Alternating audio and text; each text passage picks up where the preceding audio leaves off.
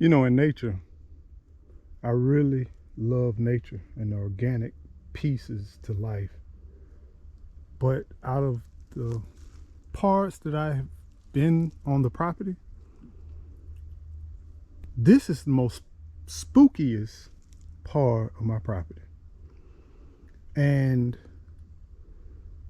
if it was in a natural setting where it didn't have so much sandy soil, this would be a pond without a doubt. But man, there's so much stuff hidden in here. If you look real closely, I don't think you can see it, but there's a cave over there. And if you look right down here, I'm gonna try to get as close as I can. That's a cavern right there. It's a big old cave right there where water definitely escapes and it goes down into the ground. And I think it feeds the underground reservoirs. But when I tell you, if there was any place that spooks me out on my property, it's this area right here. This is the area where I would love to dig out the pond because the water is channeled in this direction, but it's not holding no water. And I think in any other environment will hold water. But these are age-old cedar, persimmon, pine, all kinds of stuff back here. Every time I come back here, I'm on guard. If there's any place on the property that kind of freaks me out, I would say this would be it. But look at that. You see where the water channels down through and comes down through there? But when you talk about adrenaline, this place, for some reason, give me adrenaline. I don't know what we're gonna do, how we're gonna do it, but it's so many different areas in here that are, who knows what's gonna be and beyond. And the vegetation is so thick, you cannot see. Once you get past the clearing, you cannot see 5-6 feet ahead of you. It's just that thick. And this area we cleared out was just like that. Just that thick. I'm not sure what we're going to do, but I would love to kind of open this up. I got a burn pile. This is burn pile number 2.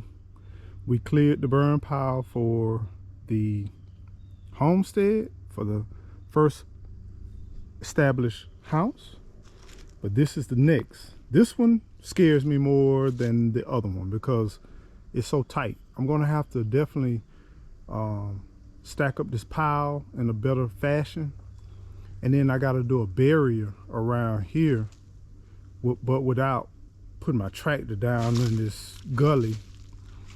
It's gonna be a challenge because I got to contain this fire, and I got to make sure that nothing catches on fire. If you notice here, it's nothing but brush, nothing but brush. So y'all stay tuned for the next episode of our homestead journey. I would love to excavate a pond back here because there's a gradual slope on the property. It's high on this side and it gradually channels the water down through here. And let me try to get close as I can to kind of show you how it channels the water, because it can be challenging to see. But look at that. If you can see that area, you can see the water comes down right here. And when I tell you it's so many